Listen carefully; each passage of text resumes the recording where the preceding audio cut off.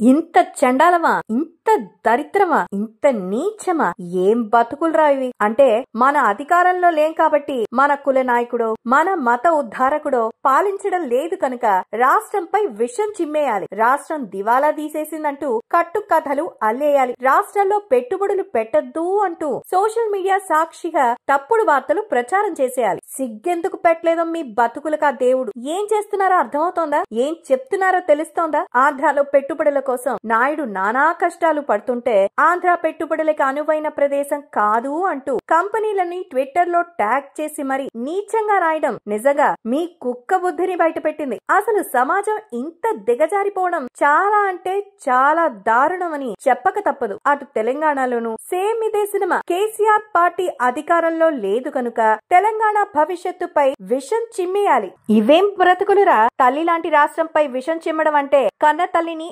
అవమానించి అనుమానించినట్టే.